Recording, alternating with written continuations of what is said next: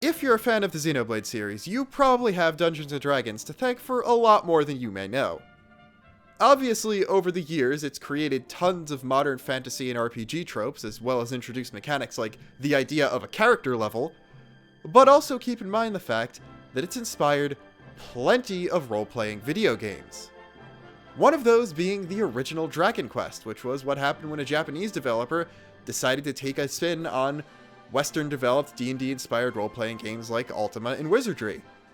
The huge success of Dragon Quest then led a little developer you might know of by the name of Squaresoft to make its final attempt at creating a successful video game to also be an RPG.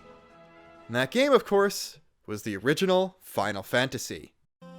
It too gained great worldwide renown and became a storied series in its own right, and it was for that same Final Fantasy series and that same Squaresoft that many years later, a man by the name of Tetsuya Takahashi would pen a script for Final Fantasy VII that would be rejected because of its complexity and darkness, but instead given life in the form of a game known as Xenogears.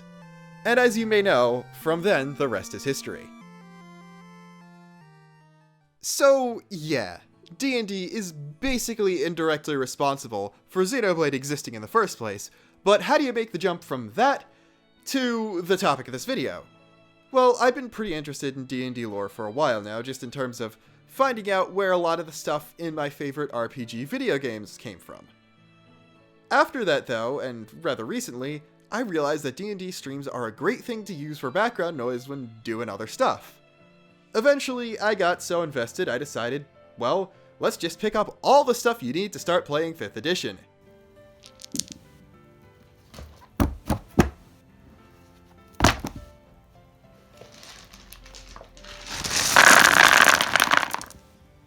And so I decided pretty much to teach myself how to play, instead of making my own character, trying to replicate one I know very well and love very much, that being our boy Shulk. So, this video is basically going to be a guide on how to make Shulk in Dungeons & Dragons 5th edition, although using my admittedly very limited abilities. This is going to be a very beginner-friendly video by virtue of me being a beginner, so while I might make other characters later on as part of a series, this one specifically is going to be explaining a lot of the basic mechanics, so someone who's not familiar with 5th edition or D&D in general would be able to follow. In terms of books, I'll be only using officially published Wizards of the Coast 5th edition stuff, mainly the 5e Player's Handbook and Xanathar's Guide to Everything. I won't be using Unearthed Arcana because that's technically not official or something, and I also won't be using Homebrew. Now, obviously, if you made up your own mechanics and stuff, you'd be able to make Shulk pretty accurately, and once I'm more experienced, I'd love to try that. I actually found the Monado in 3.5e as a homebrew item, and an entire homebrew class based on Shulk, but that kind of defeats the purpose of challenging yourself to try and use the resources given to you to make an existing character, so I'm going to stay away from that. Before we get too far ahead of ourselves, though, I should probably explain what D&D is exactly for the people in the back who might not know. At its core, Dungeons & Dragons is a tabletop role-playing game that is a collaborative effort between 2 or more people to tell an interesting story. All but one of the players take on the role of player characters, or PCs, who are people who exist in some fictional, usually fantasy-themed world. They go on adventures, and you create your PC from the ground up. You could choose their race, their class, some of their abilities, their backstory, their personality, and you also have a say in determining some of their stats. The last player is known as the Dungeon Master, or DM, whose job isn't to fight against the PCs or try and kill them, but rather to tell as interesting a story about them as possible by providing the PCs with places to explore, people to meet, and challenges to overcome. And now getting into the specifics about 5th edition, pretty much everything you do in the game that isn't solved by pure choice or role-playing is governed by the roll of one or more of these dice. They exist in forms of 4 sides, 6 sides, 8 sides, 10 sides, 12 sides, and 20 sides, and are referred to by a lowercase d and then the number of sides on that die. Sometimes something will cause you to roll multiple dice at once, in which case it will be specified as number d number of sides, and then a modifier that you need to either add or subtract from that final roll to get a result. So, if a single slash from your fighter's greatsword deals 2d6 plus 3 damage, and you land a hit with it, you then must roll 2 6-sided dice, add up the numbers you get on those, and then add 3 to that total in order to get the amount of damage you deal. For the most part, the smaller dice are all used to calculate the amount of damage taken or healed from certain things, while the d20 is the backbone of the entire system and is used for the most important parts of the game: ability checks and saving throws. Those are influenced not only by the die roll, but also by modifiers granted to you by your character's ability scores. Ability scores are basically your character's stats and are pretty much the most important attributes of your character, without which you wouldn't be able to determine anything else you could do, even if you do your race, your class, and all of your other abilities. Every creature in the game has 6 ability scores, which are usually capped at 20 for PCs. Strength, which is your raw muscle power and is used for things like lifting as well as the damage caused by melee attacks. Dexterity is your nimbleness of hands and your agility and is used for things like acrobatics, climbing a wall, or damage rolls for ranged weapons. Constitution is both a measure of your physical hardiness as well as your general health. It's not used for anything directly for the most part, but it does determine the amount of hit points you get on your level up, as well as the amount of minutes you can hold your breath, for instance. Intelligence is pretty much general knowledge, book smarts, the amount of things you know, and is used for things like trying to recall information about something, or commenting on the history or religion of a place or person. Wisdom is more of your street smarts and is how to apply knowledge. It could also be somewhat worldliness, and is used for trying to discern details or follow tracks or something. Lastly, charisma, while it might seem to be something related to physical attractiveness, isn't necessarily that. It's more so force of personality and the willfulness you have, the ability to get people to listen to you and hear what you have to say. It's used for things like trying to play a musical instrument, or trying to convince someone, or even trying to lie. Ability checks are when you try and actively use one of your ability scores to try and accomplish something. They could either be a general check, where you just roll the d20 and then the modifier granted to you by whatever your ability score in the necessary category is, or they could also be tied to one of a few specific skills. If your character is very good at the specific thing you're trying to do, you can also apply your proficiency bonus to that roll. That bonus starts as a +2 at first level, and then scales with your level as you gain more abilities and experience. Saving throws, on the other hand, are sort of passive or instinctive effects that are used to try and resist something bad happening to you, like making a dexterity save in order to grab onto the edge of a cliff before you go tumbling off, or a constitution save to reduce the amount of damage you take from a white dragon's icy breath. Your character can also be proficient in a saving throw, which grants you the exact same proficiency bonus to that. Now, sure, you have to roll a certain number to succeed on an ability check or successfully save from something, but what is the number you're trying to hit? That is what's known as a difficulty class, or a DC, which basically represents a number that your d20 roll, plus or minus your modifier, has to hit in order to succeed on the check or saving throw. A similar term is armor class, or AC, which represents how hard it is to damage a certain creature with an attack, and is, like a DC, a number you need to either meet or exceed with a d20 roll plus modifier in order to succeed in what you're doing, in this case to damage the creature you're attacking. Any d20 roll, be it an attack roll, an ability check, or a saving throw, can be made with either advantage or disadvantage depending on the situation. When you have either of those conditions, you instead roll 2 d20s instead of 1 for whatever you're doing. If you have advantage, you take the higher number and add your modifier to that and use that, and the lower number if you have disadvantage. It's a pretty fast and simple way of adding soft buffs or penalties to whatever you're trying to roll. With all that out of the way, it's finally time to start making Shulk. And I'm gonna be giving character sheets for this, so you're gonna get ones at 1st, 5th, 10th, and 20th level, but it's just going to be abilities and class stuff. So it's gonna have all the feats and all the spells and stuff, but it's not going to include things like gear besides basic armor and the Monado and a couple weapons, or magic items. So this guy is going to be a lot more underpowered than a normal 20th level character, let alone one that was actually made competently. Because yeah, I'm not going for anything optimized, I'm trying to best represent Shulk as he appears in Xenoblade 1 using D&D stuff. So It's not going to be good. Please don't try to actually play this character in your own campaign. And I'm not even going to optimize when I take which level in which class. It's just going to be specifically representative of what Shulk is and how he progresses throughout the story. Also, story spoilers for Xenoblade 1. So, let's start at the most obvious place. Race, class, background, and ability scores.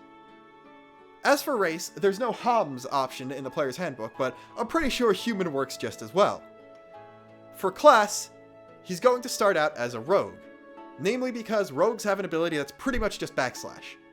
So, 3 levels of rogue are going to represent Shulk before he gets the Monado, and then the next 17 levels, because the level cap is 20 in 5th edition, are going to be his magic using class based on the Monado and the Monado arts. As for that, there are actually several options, and I'd like to discuss 2 runners-up before going with what I'm actually going to use. The first is the Wizard School of Divination subclass. This is for 2 reasons. First off, School of Divination wizards specialize in divination spells, which are things that involve seeing the future, seeing far-off places and stuff. So it would be Shulk who's really, really good at vision-type things. And also, the wizard's main ability is Intelligence, which, yeah, I'd say in reality, Shulk's highest ability score would probably be Int, even though we're gonna cheat and make it his 2nd or 3rd highest just so he can actually use spells in the class I actually chose. Cons, though, wizards aren't melee fighters, and rogues aren't good at taking a hit either, so 3 levels of rogue isn't gonna let you survive more than a couple hits in a melee skirmish, and also you might not have proficiency with the Monado, which is kinda important. The second option is the Paladin Oath of Vengeance subclass. This is good because Paladins are holy knights. They're better at melee fighting, they have some healing abilities, which could represent Light Heal, and they have Divine Smite, which is pretty much a way of doing Monado Buster. On the flip side, though, I'd say it's a little too beefy for Shulk's taste. You get heavy armor, you also get too many healing spells to just represent Light Heal, and while yeah, Oath of Vengeance would make sense if you're going Paladin Shulk, because Vengeance is kind of the name of the game until Prison Island, but also none of the special abilities granted by that subclass fit Shulk in any way whatsoever, nor do most of the Paladin abilities, so it's more so a good idea in flavor. The one I decided to go with is actually pretty close to perfect, and that is the Hexblade Warlock. This is a magic user who has, unknowingly or otherwise, entered into a pact with a mysterious sentient weapon that has untold power, and grants them magic spells, as well as some cool melee abilities too. It's almost perfect, and the amount of HP you get from it is pretty close. It's the same as the rogue, but not as little as the wizard, and while yeah, it doesn't specify that you're actually using your patron as your weapon, you could still flavor it that way. The only real problem is that your spellcasting ability is charisma and not intelligence, but hey, let's take almost everything. It's perfect otherwise, and I'd say it's worth not being able to use intelligence as your main ability. With that decided, let's move on to alignment and background. Contrary to pop culture, alignments don't actually matter that much in modern D&D, so I think I threw Lawful Good on the character sheet because he works with the government and official agencies like the Defense Forces, and obviously he's a good dude. And then background is a way of working your character's backstory before becoming an adventurer into mechanics. It gives you a couple proficiencies as well as one specific ability that you can use that's related to stuff you did prior to becoming an adventurer. There are a few that work with Shulk, Soldier, Folk Hero, but I'd say the best one is Guild Artisan. On one of the tables that lets you randomly determine what guild you belonged to, I believe Armorer or Blacksmith is on there somewhere, so I'd say Colony 9 Weapons Development Lab is a pretty close substitute. From Guild Artisan, you gain proficiencies in Insight and Persuasion, as well as proficiencies in one type of Artisan tool, and one language. Humans naturally learn Common, which is kind of the base tongue that everyone speaks, as well as one other language, so Shulk is rocking 3, one of which is Common. Everyone in Xenoblade speaks the same language, so the only one you'd really need to know is Common, and every race knows how to speak it. So I think I just threw Gnomish and Sylvan on there as just other languages, because he technically knows 3, even if he's only ever going to be using 1. The tool proficiency I'd give him is Tinker Tools, which is basically ones that are designed for tinkering around with small stuff. Shulk literally repairs a watch. He'd probably know how to use Tinker's tools. The two skills you gain proficiency in are Persuasion and Insight. Now, Insight is actually granted by the Rogue. So if you already have proficiency in something from a class, you could swap out the background proficiency that would be doubled for another one. And I chose to give him History because it's an intelligence-based thing, it's general knowledge. That makes sense. Each background also gives you certain ideas for personality traits, as well as ideals, bonds, and flaws. Ideals, bonds are things that you want to do in your life, and flaws are obviously personality flaws. Interestingly enough, the Guild Artisan works pretty well for the first three, but really badly for flaw, so I actually use things directly from these tables for the first three. Personality trait, I like to talk at length about my profession. He does that sometimes. For ideal, it is the duty of all civilized people to strengthen the bonds of community and the security of civilization. A huge theme of this game is the different races coming together to do great things and stop great evil, so that works pretty well. Bond. I will get revenge on the evil forces that destroyed my place of business and ruined my livelihood. That's pretty much the entire plot of the game. The goalpost just gets moved, and eventually it ends up destroying more stuff than the Mechon ever destroyed. As for flaw, I just made up my own. So, I wrote something about being blinded by revenge and sometimes refusing to listen to the people closest to him. Very quickly, before we determine Shulk's ability scores, let's figure out which version of a human he's going to be. Ordinarily, the only racial benefit humans get is a flat +1 to every ability. But if you're playing by the optional Feats rules, you can instead choose the variant human, which gives you +1 and 2 ability scores you choose, an additional skill proficiency, and 1 feat. Feats are an optional rule that you can use to replace ability score increases you get by leveling up. Certain levels, which depend on the class, give you the option to allocate 2 points to any of your ability scores. You can put them wherever you want as long as it doesn't uncap a score, and you could use that to increase your modifiers, and it's another way of growing your character. Under the optional rules, you could also choose a feat, which is another special ability. And the feat we're choosing for Shulk at first level here is going to be Magic Initiate, which gives him 3 new spells he can cast that derive from the spell list of one of several spellcasting classes. I'll tell you now, we're going with a Bard so he can use Charisma, which is the same ability he uses for Warlock spells. But I'm not going to tell you what the spells are until we get to his first Warlock level so I can go over all the spells he learns at the same time. So, as for the additional proficiency, we're gonna give him Arcana, because he didn't get that from his background and won't get it from being a rogue, and it also is an intelligence-based thing, which makes sense for Shulk. Now, determining ability scores. There are tons of ways to do that, but I'm going to go with the simplest one, which is called the standard array. Basically, you take the numbers 15, 14, 13, 12, 10, and 8, and you put them into 6 abilities however you so choose, because hey, it's the simplest one, it's the fairest one, it's the least random one, and it's the best one for an educational let's make Shulk in D&D type video. So, let's put the numbers in places. 8 goes in strength, because while yeah, he can lift and swing the Monado no problem, it's also got some magic-y stuff, and physically he is genuinely not the greatest. He tends to rely on Rhine for that kind of stuff. We'll put the 13 in dexterity and give one of the +1s from variant human there, which bumps it up to 14, giving him a +2 modifier. It's also worth mentioning, the 8 in strength is his only negative modifier, it's a -1, so it makes sense for him not being a physically strong individual. Dexterity is the most important stat for the rogue, and is also just kind of a good thing to have, and would be used for him making ability checks with his Tinker's tools, so it makes sense for Shulk. He's an agile person, he can repair a watch no problem. It's good.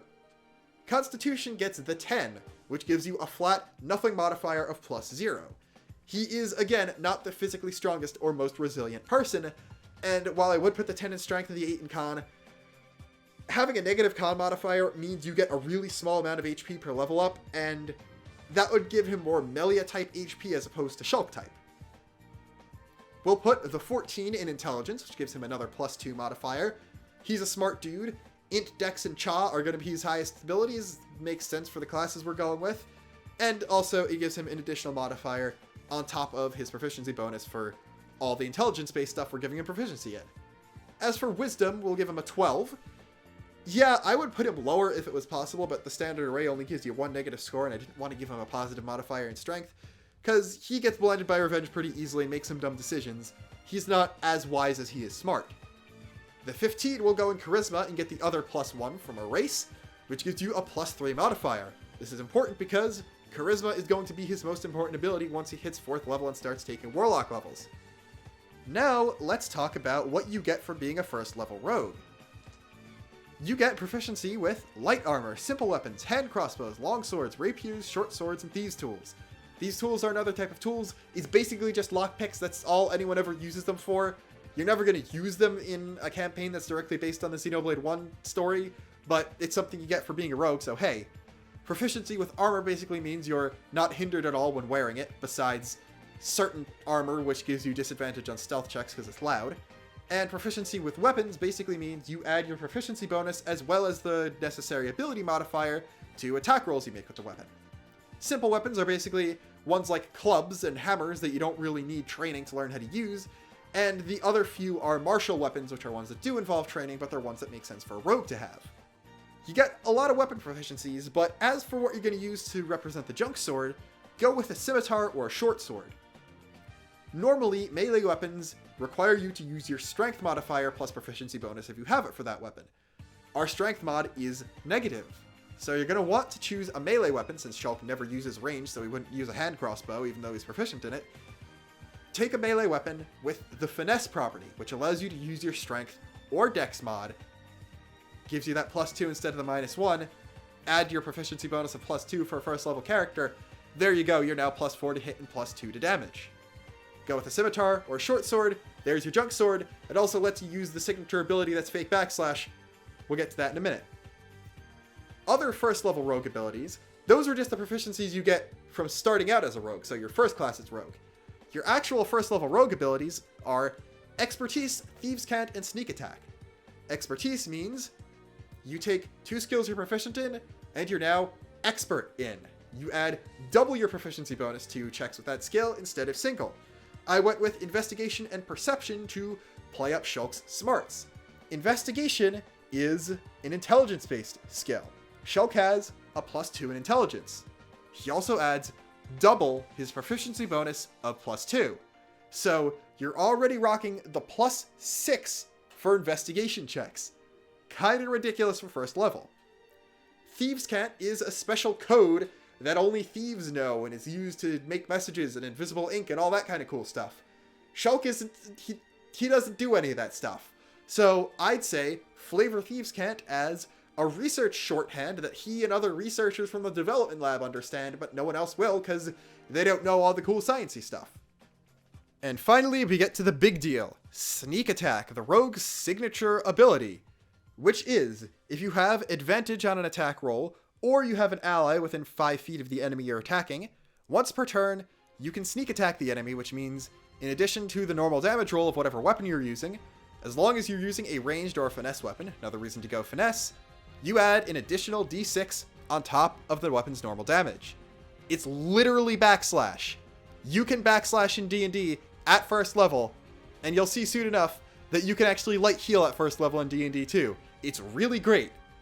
I'm taking Rogue to 3rd level both to gain a subclass and a couple abilities from that, but also because at that level, the amount of damage you do with Sneak Attack increases to 2d6, so more dice, more damage, more fun. And now, as a quick interlude, before we get into the stuff you get from being a 2nd level rogue, I have to very, very quickly explain how combat works. At the start of combat, everyone rolls initiative, which is basically a special version of dexterity check that you can get additional modifiers or penalties to that don't apply to normal dex checks. Initiative determines the turn order. Higher your initiative, the first you go. So, in order of descending, I believe dex modifier or something breaks ties. There are many ways to do it, and different DMs have their different things that they can do. In combat, once it reaches your turn, you can do a few things. First off, every creature has a movement speed. Base for a human is 30 feet, Shulk's a human, so that's all you need to know about that. You could break that up in between doing any other stuff on your turn, so you can run in, do an attack, run away, attack another person, but that might not be a good idea, as you'll see soon enough. You also get one action. The most common actions you'll take in combat are either attacking someone with a weapon or casting a spell at someone. You also may get, depending on what abilities you have, one bonus action per turn, which is basically a smaller thing that you could do to accentuate your stuff. They're not as powerful as things you could do on an action, but they're still pretty useful. Every round, that is, every go through the initiative order, each creature also gets one reaction, which you can take in response to something else happening. The most common reaction that occurs is someone taking an opportunity attack, which is making a melee weapon attack at a creature that exits your melee range, which is usually 5 feet unless you're using a special weapon. So, while you could run to one goblin, slash it with one sword, and then run to another goblin and slash it with their other sword, provided you have the ability that lets you bonus attack to do dual wielding stuff, that might not be a good idea unless you kill the first goblin, because it could take an opportunity attack on you. So, with that interlude out of the way, I can explain why cunning action is so cool. With cunning action, your quick thinking and agility allow you to move and act quickly. You can take a bonus action on each of your turns in combat. This action can only be used to take the dash, disengage, or hide action. Those are actually 3 actions that you could do normally taking up your main action on a turn, but you can now do them as a bonus action if you're a rogue. Dash is moving again, so you can move up to your movement speed as an action or bonus action if you have the cunning action ability. You can also disengage, which is basically gives you the ability that you don't provoke opportunity attacks for the rest of your turn when you're moving. So if you disengage from an enemy and move out of its melee range, you can't get hit. And then hide is basically making a stealth skill check, which can be contested by enemies' perception checks or by there not being anything to hide behind. Disengage and hide are totally Shadow Eye. Dash, you could just not use it until you get the Monado and call it Monado speed. It's not one-to-one on any Shulky thing, but the other two are totally a way to use Shadow Eye. Additionally, if you're hidden from an enemy, you can sneak attack it better, so Shadow Eye, deal more damage? At 3rd level, in addition to the sneak attack damage buff, you gain your Roguish archetype, which is the rogue version of a subclass. We're gonna go with the Inquisitive, because they, and I quote, excel at rooting out secrets and unraveling mysteries. That's pretty shulky. At 3rd level, Inquisitives get 3 abilities. Ear for Deceit, which lets you make insight ability checks better. You can't roll worse than an 8 on a d20 with them now. Not very shulky, but the other 2 make up for it.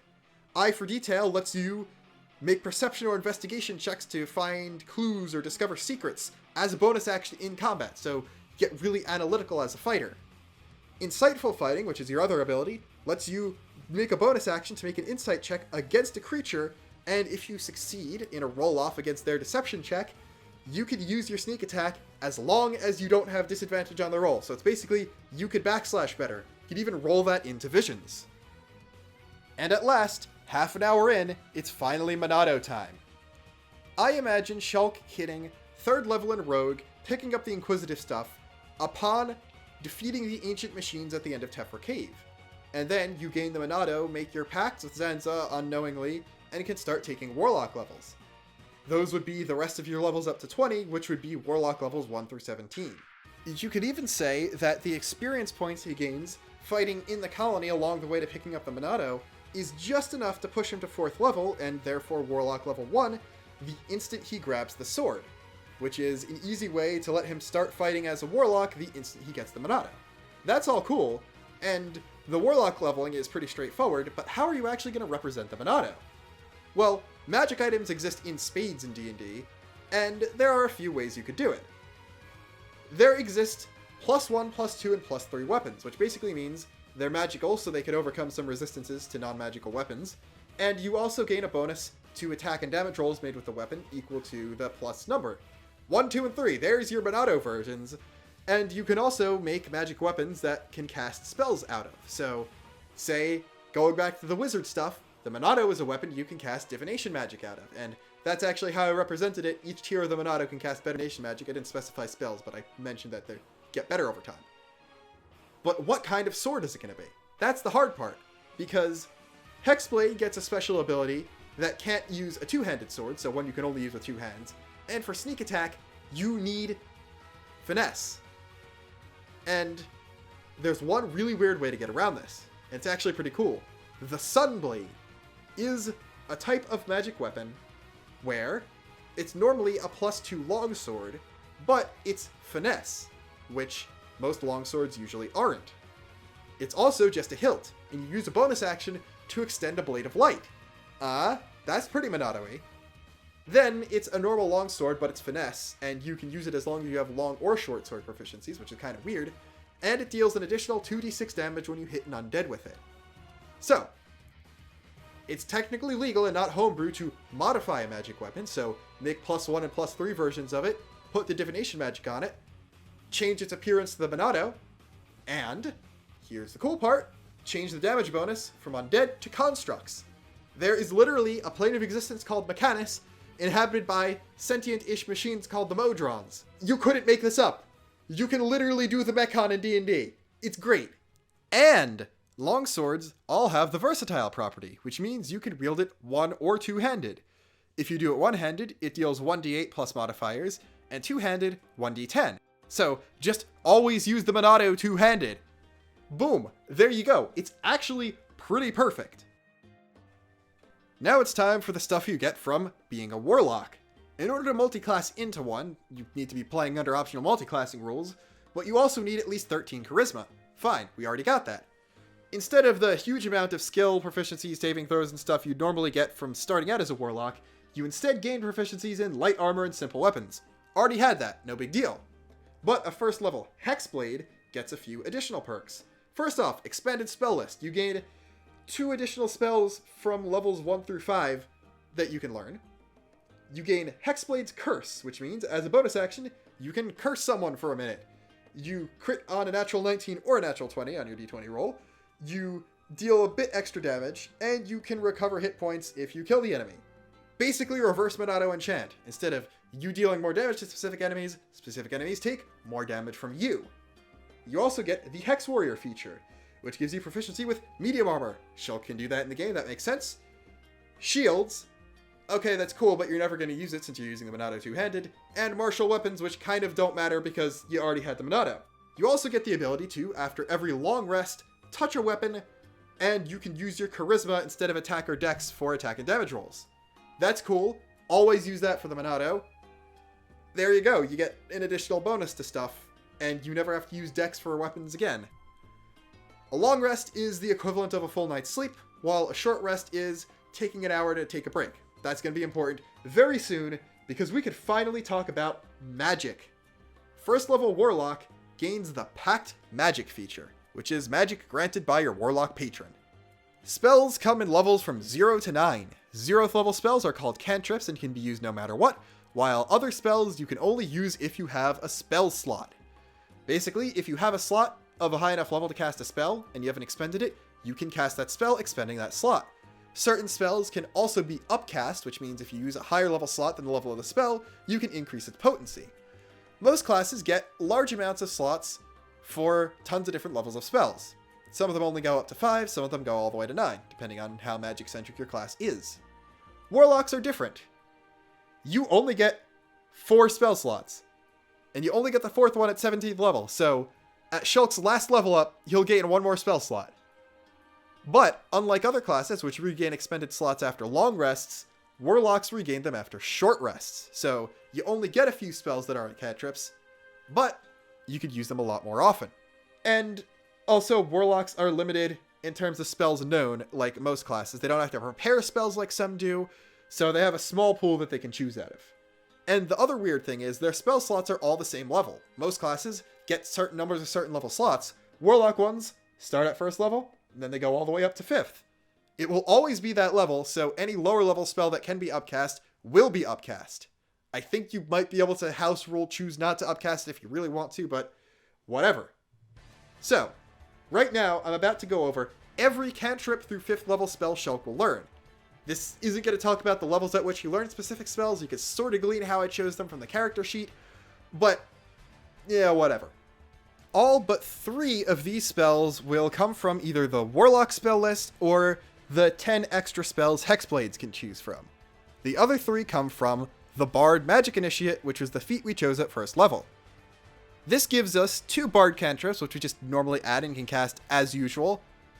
And since the Bard's spellcasting ability is Charisma, we don't need to recalculate spellcasting ability or spell save DC, which is based on Charisma modifier and proficiency bonus for Warlocks. It's the DC creatures affected by our spells have to meet to avoid certain effects from them. And we also get one first level spell that can be cast once per long rest.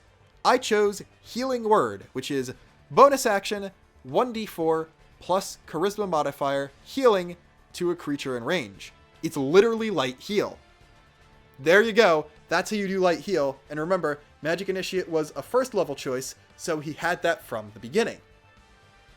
Now, it's time to talk about the huge amount of 1st through 5th level spells we got, because we got a lot of them. First off are the 2 Magic Initiate cantrips.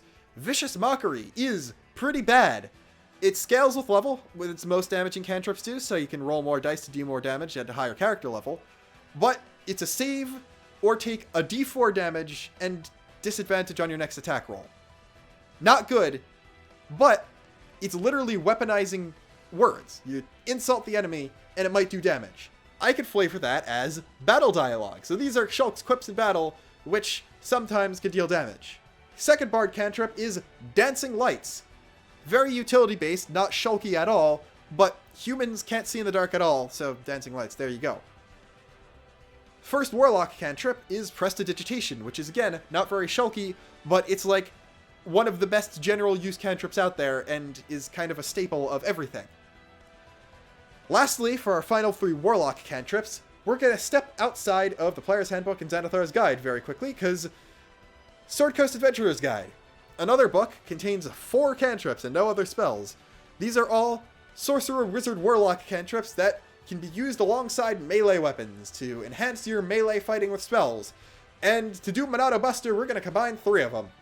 Green Flame Blade is interesting because by casting the cantrip, you also make an attack with your weapon.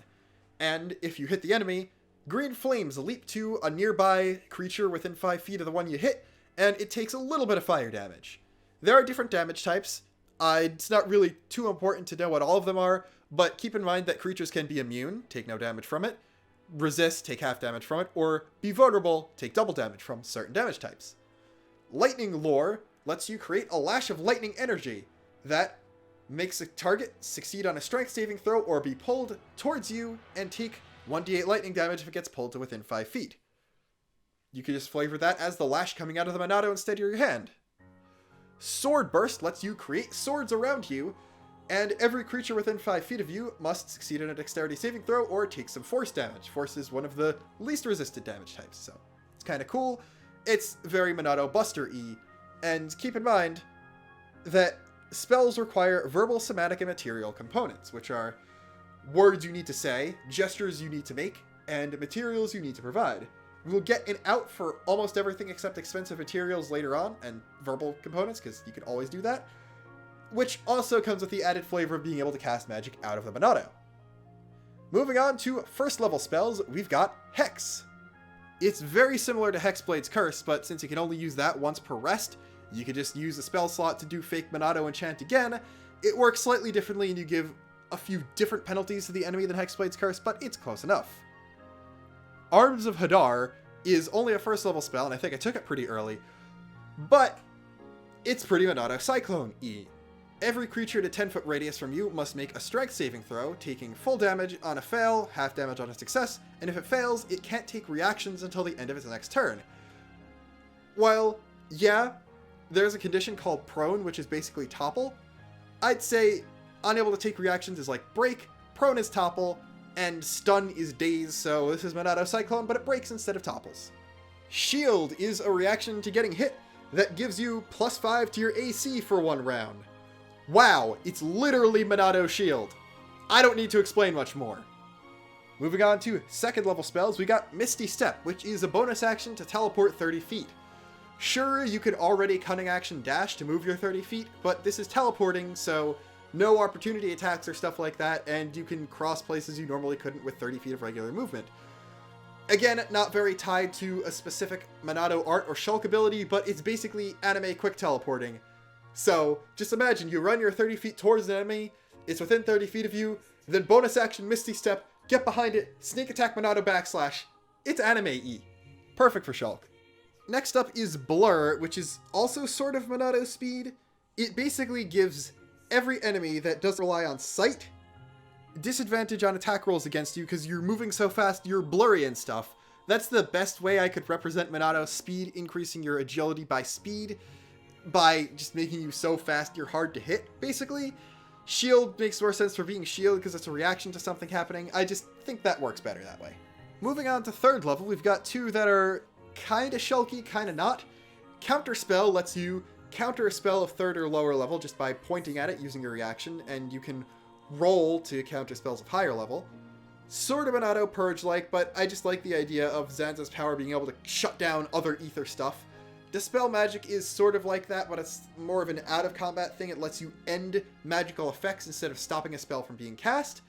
Also got remove curse, which removes curses. You can use it in combat because it only takes an action to cast and would actually get rid of something like Hex or Hexblade's curse.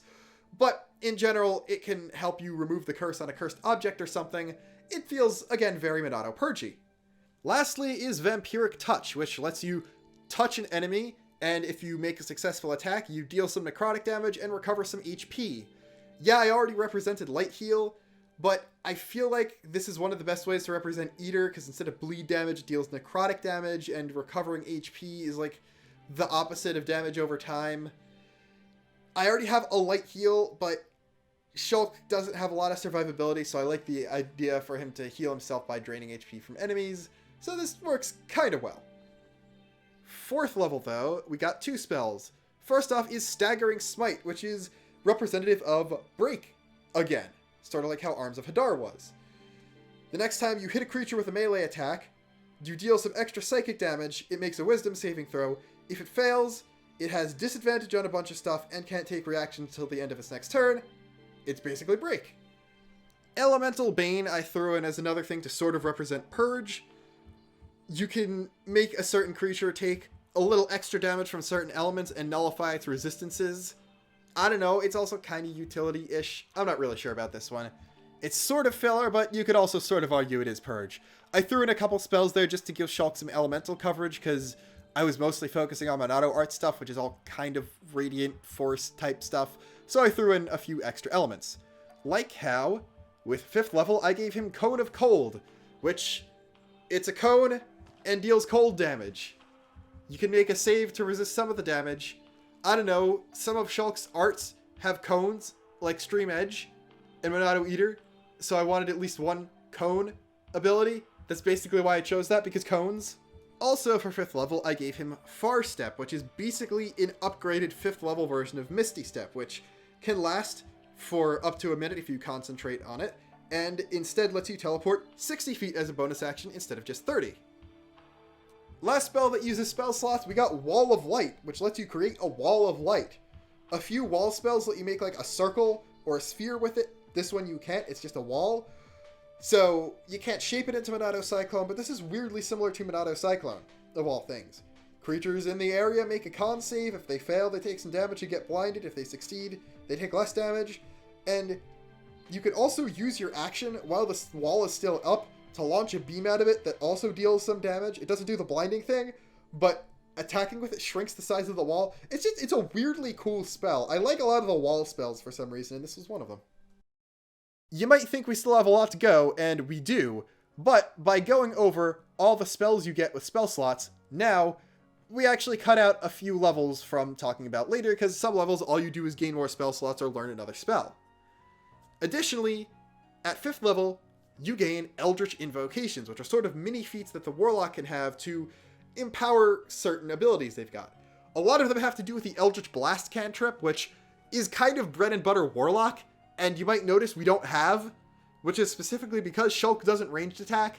So this is what I mean by suboptimal Warlock. No Eldritch Blast, which also prevents us from taking all of the Eldritch Blast related invocations, which cuts out a lot of them.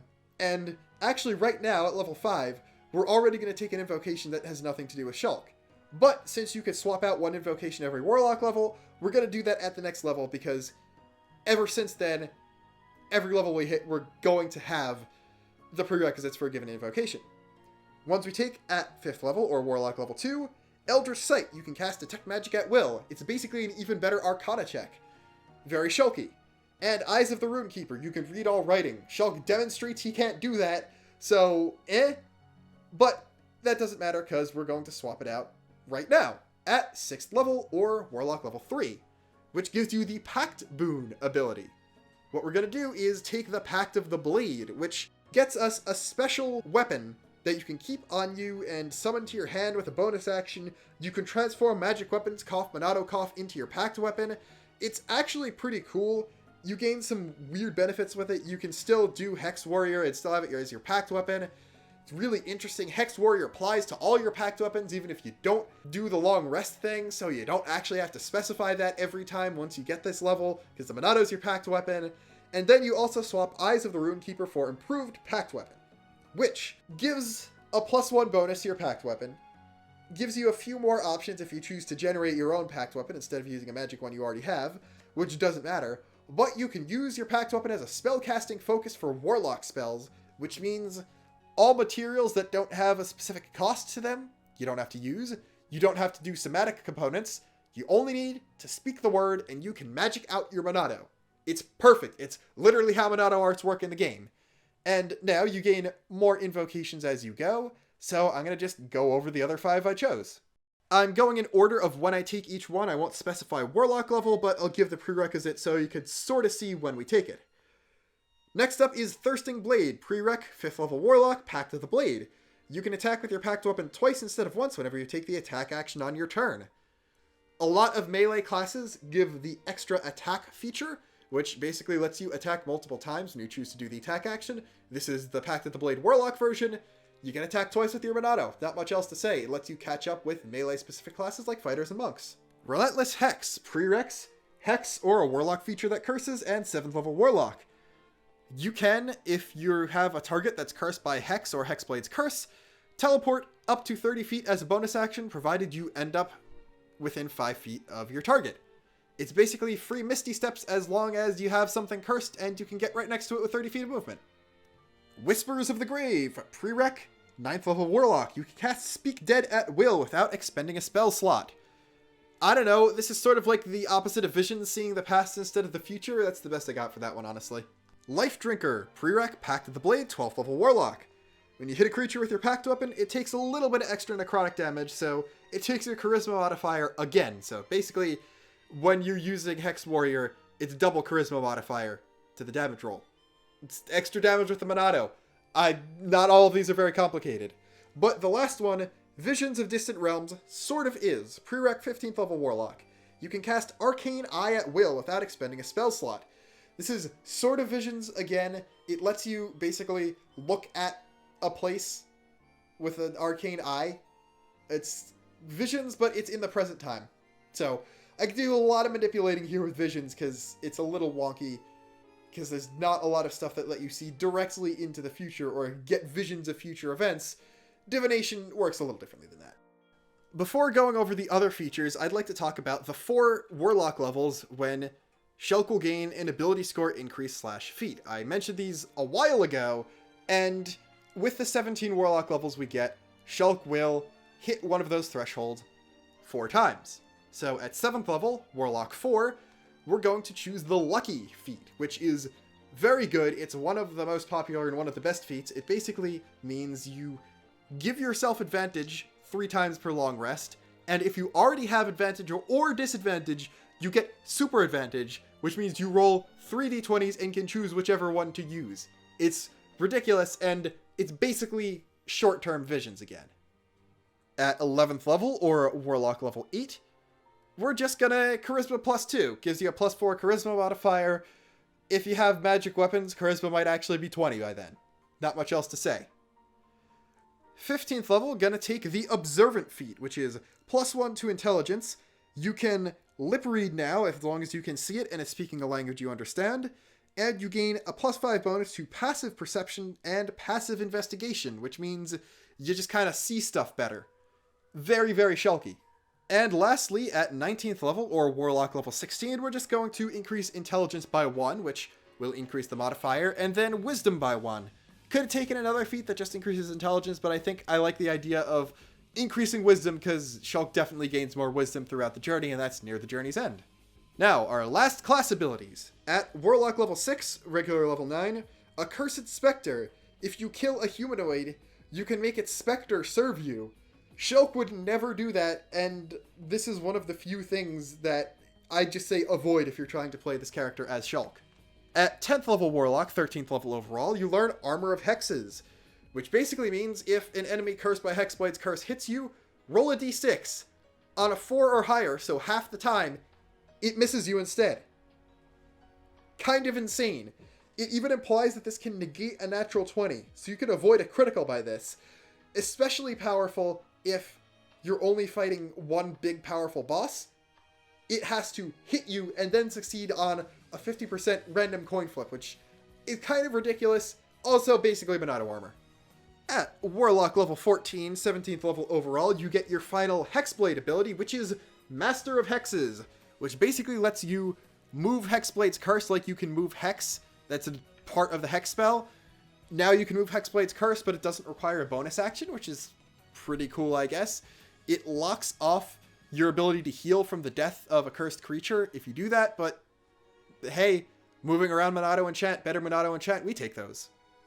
Now, those are the last Hexblade abilities, but at Warlock levels 11, 13, 15, and 17, so character levels those plus 3, you also gain Mystic Arcanum. These are special spells of 6th, 7th, 8th, and 9th level that you can cast once per long rest, and you immediately learn them upon reaching those levels. So this is how Warlocks can cast spells of level higher than 5, and these are the last things I'm going to talk about because these are the last things Shulk learns, although I'm going out of order. So, you get Master of Hexes after you've already gotten 6th and 7th level Mystic Arcanum, but I wanted to talk about these 4 spells last. 6th level, True Seeing. You touch a creature, it requires some expensive material components, and then for an hour it gets True Sight, so it can see through all illusions, can see secret doors that have been hidden by magic, and can see into the ethereal plane. This is sort of Vision-y, it's the least Vision-y divination that I went with, but it's basically a powerful divination spell, and I thought was sort of fitting. 7th level, Crown of Stars. You can create 7 small motes of light going around your head, and then as a bonus action, shoot one to deal a bunch of damage to something within 120 feet of you. This does not connect to anything Shulk can do in-game, and it's one of the rare ranged attacks I actually went with. But this does actually have an explanation. Evil Monado wielders, so Zanza Guardian specifically, although I think Zanza might have it in one of his fights, have an art called Monado Shooter. That's how I'm choosing to interpret that. Maybe there are Monado arts that Shulk canonically learned, but you can't play as. And this is a way to represent one of those. 8th level is Feeble Mind, which is Monado Purge on a very large amount of steroids. The spell description says you blast the mind of a creature. It takes a little bit of psychic damage, not much for an 8th level spell, but if it fails an intelligence save, its intelligence and charisma become 1 for 30 days. After which you can repeat the save, and if it fails, it's stuck for another 30 days. It can't speak, understand language, communicate at all. All it has is like base instincts basically. And I'd say if you're gonna get rid of a Telethia Soul Read, you might as well just prevent it from thinking at all. Makes killing it a lot easier, and it's probably a bit more humane if you assume that there's a little bit of the high Endia left inside. 9th level is Foresight. This is the ultimate vision. You touch a creature, and for 8 hours, you can do this to yourself by the way, it has advantage on everything it could possibly have advantage on. It can't be surprised, and any attack against it has disadvantage. It gains the ability to see into the future for a limited period of time. Foresight is the name of the skill that is the ripoff of Visions in Xenoblade 2. I don't need to say anything else. That's how you do Shulk in Dungeons & Dragons 5th edition. Thank you so much for watching. This was really fun to make, even though, wow, it's a really long video, and I'm sorry about that. But I had to lay out a lot of groundwork, and also this is a magic user, which takes a lot more explanations for spells and all that kind of thing.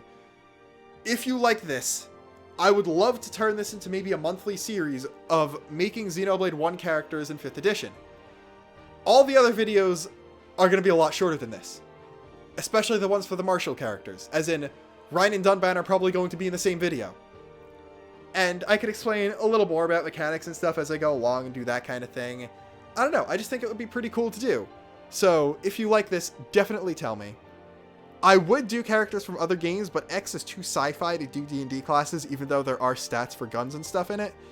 And 2, well, I'd put it to myself to make the entire blade system, which I'd rather wait until I'm a bit better at D&D to do that. So, as always, thank you for watching. Like, comment, and subscribe, do all that stuff. And until next time, this is Luxon.